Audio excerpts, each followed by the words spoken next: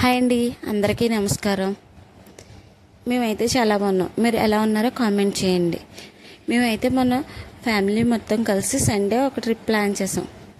ఆ ట్రిప్కి వెళ్ళాం.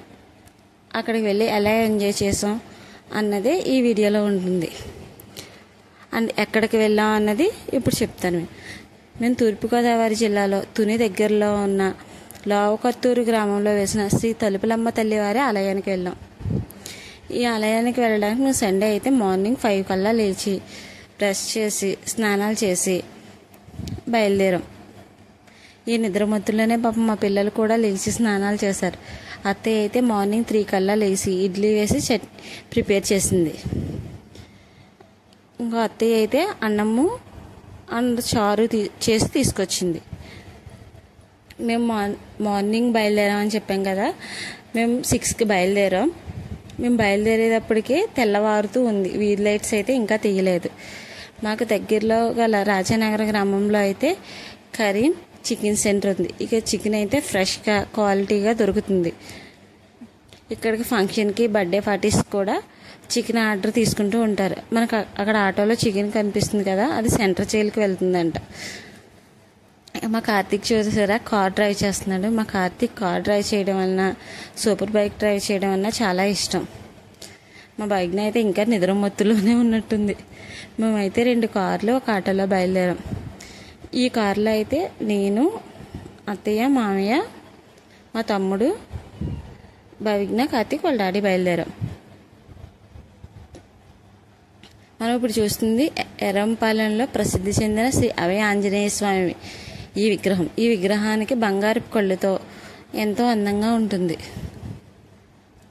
అండ్ మేము వెళ్ళిన రోజు ఫుల్ వర్షం, కానీ అన్నవరం వెళ్ళేటప్పటికి వర్షం లేదు, ఎండ వచ్చేసింది.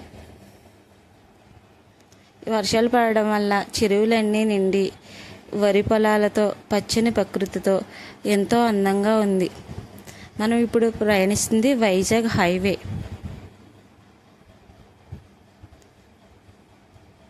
క్లైమేట్ అయితే చాలా బాగుంది. ఇప్పుడు చూస్తున్న అన్నవరం ఆర్చ్. అలా లోపలికి వెళ్తే అన్నవరం శ్రీ రామ సత్యనారాయణ స్వామి వారి టెంపుల్ వస్తుంది.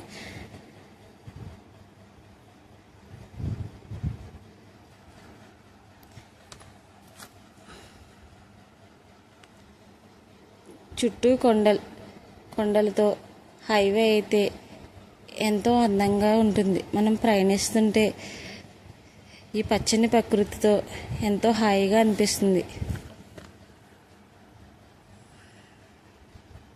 మనకు ఆ దూరంగా కనిపిస్తుంది అన్నవరం సత్యనారాయణ స్వామి వారి కొండ. ఇప్పుడు తలుపులమ్మ తల్లి గురించి కొన్ని, అది ఎక్కడుంది ఏంటనేది తెలుసుకుందాం. తలుపులమ్మ తల్లి అయితే తుని మండలం లావుకత్తూరు అనే గ్రామంలో ఉంది ఈ ఆలయం. ఇది అన్నవరం దాటాక 20 కిలోమీటర్లు వెళ్ళాక లెఫ్ట్ తిరిగి 2 కిలోమీటర్స్ లోపలికి వెళ్తే తలుపులమ్మ తల్లి ఆలయం వస్తుంది.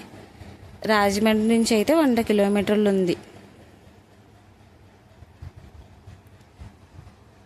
ఈ తలుపులమ్మ తల్లి ఆలయానికి వెళ్ళడానికి కాకినాడ నుంచి, రాజమండ్రి నుంచి బస్సు సౌకర్యం అయితే ఉంది. ఆ చుట్టూరు కొండలు చూస్తున్నారా, ఆ కొండలు చూస్తే అనంతపూర్లో కూడా సేమ్ అలాగే ఉంటుంది. చుట్టూ కొండలతో మధ్య హైవే. మేము వెళ్ళిన రోజు సండే అవడం వల్ల చాలా రష్గా ఉంది. ఇప్పుడు కనిపిస్తున్న ఆటోలు, కార్లు అన్నీ అయితే తలుపులమ్మ తల్లి ఆలయానికి వెళ్ళేవారే. ఇక్కడ అయితే ఆషాఢ మాసంలో స్పెషల్గా శ్రీ తలుపులమ్మ తల్లి వారి జాతర జరుగుతుంది. నెల ఆషాఢ మాసం నెల ఖాళీ అయితే ఉండదు. మిగతా రోజుల్లో తక్కువ జనం వచ్చినా కానీ ఈ ఆషాఢ మాసంలో అయితే జనంతో ఫుల్ రష్గా ఉంటుంది. ఫ్యామిలీ ఫ్రెండ్స్తో ట్రిప్ వేయడానికైతే ఈ ఆలయం చాలా బాగుంటుంది.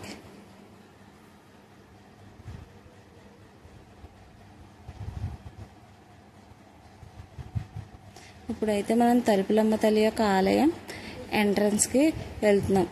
శ్రీ తలుపులమ్మ తల్లి ఆలయం, అమ్మవారి ఆలయం దేవాదాయ శాఖ అని ఉంది.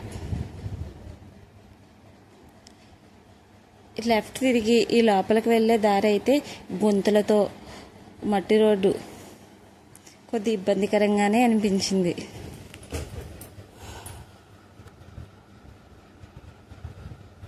నేను ఈ ఆలయానికి వెళ్ళడం ఇది సెకండ్ టైం. ఇక్కడైతే మనం వెళ్ళిన వాహనాలకి ఇంతని మనీ పే చేసి అక్కడ పెట్టడానికి మనీ తీసుకుంటారు. టోకెన్ ఇస్తారు మనకి. ఆ టోకెన్ తీసుకుని మనమైతే ఆలయం దగ్గరికి వెళ్ళాలి. మేము వెళ్ళిన రోజు రష్గా ఉండడం వల్ల కింద అయితే పాక తీసుకున్నాం. కొండ కింద పైన కూడా పాకలు రేకుల షెడ్లు కూడా ఉంటాయి.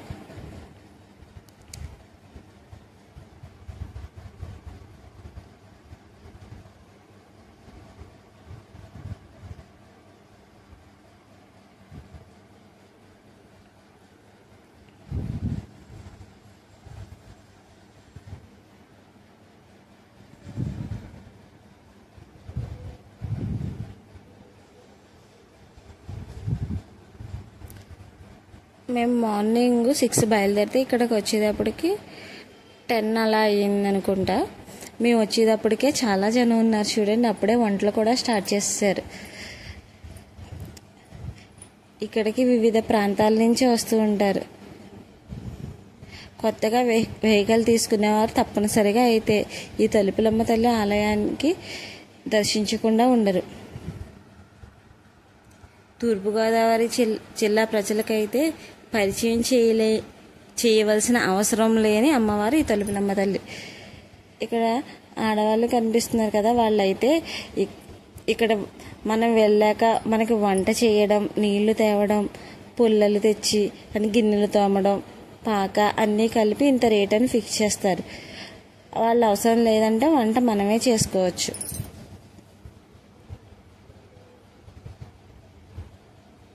ఈ ఆలయంలో అన్నీ బాగున్నాయి, కానీ నాకు ఒక్క విషయమే నచ్చలేదు. ఇంత మనోహరంగా ప్రశాంతంగా ఉండే ఆలయంలో, ఇంత భక్తులతో రద్దీగా ఉండే ఈ ఆలయంలో అయితే మధ్యలో ఒక బ్రాందీ షాప్ కూడా పెట్టారు. నాకైతే అది అసలు నచ్చలేదు. ఇక్కడ అయితే పోలీసు వారు చాలా బాగా సహకరిస్తున్నారు భక్తులకి.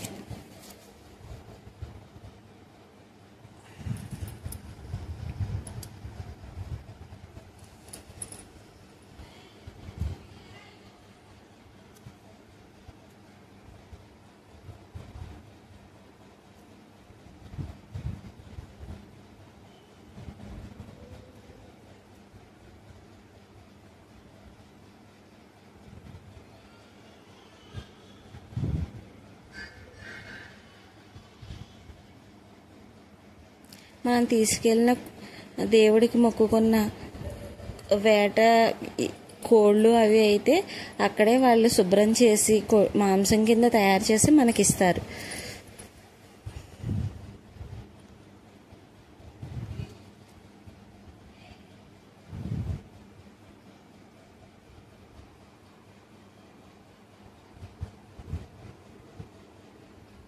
ఫైనల్లీ మేము తీసుకున్న పాక దగ్గరికి అయితే వచ్చేసాం. కారులో ఉన్న సామానం అయితే ఇక్కడ తీసుకొచ్చి పెట్టేసాం. అండ్ అత్తయ్య మామయ్య అయితే గ్యాస్ బిగిస్తున్నారు. అండ్ మిగతా వాళ్ళు వచ్చేటప్పటికి మనం పని స్టార్ట్ చేద్దాం అనుకునేటప్పటికి ఇంకొక కారులో ఉండిపోయినాయి వస్తువులన్నీ. వాళ్ళేమో మాకన్నా ముందు రావడం వల్ల దర్శనానికి అయితే వెళ్ళారు. వాళ్ళు వచ్చాక మేమైతే దర్శనానికి వెళ్ళాం. చుట్టూరు పాకలు చూసారా, దగ్గరగా చిన్న చిన్న పాకలు.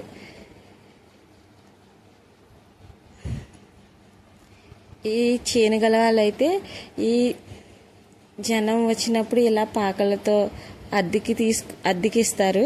మిగతా రోజుల్లో అయితే ఇక్కడ సీతాఫలాలు, మామిడి తోట ఉన్నాయి. వీటితో వ్యవసాయం చేసుకుంటారంట.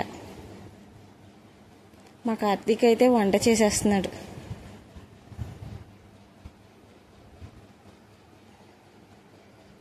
మా పిల్లలైతే ఈ ట్రిప్లో చాలా ఎంజాయ్ చేశారు. కుర్చీలు, టేబుల్స్ కూడా మనకి కావాలంటే వాళ్ళు ఇస్తారు.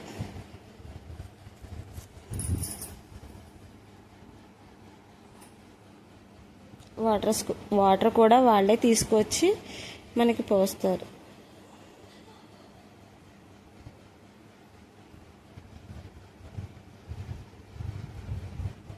వాళ్ళ డాడీ అయితే కార్తిక్కి భవిజ్ఞకి ఫొటోస్ తీస్తున్నారు.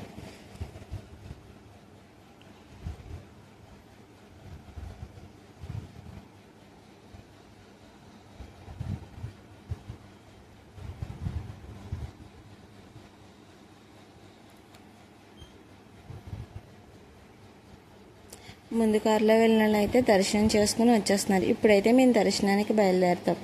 మా వీడియోస్ కనుక మీకు నచ్చితే లైక్ చేయండి, షేర్ చేయండి, కామెంట్ చేయండి. మీరు లైక్ చేయడం వల్ల ఈ వీడియో మరికొంతమందికి చేరుతుంది. మాకు ఇంకా మరికొన్ని కొత్త వీడియోస్ చేయాలనే బూస్ట్ వస్తుంది.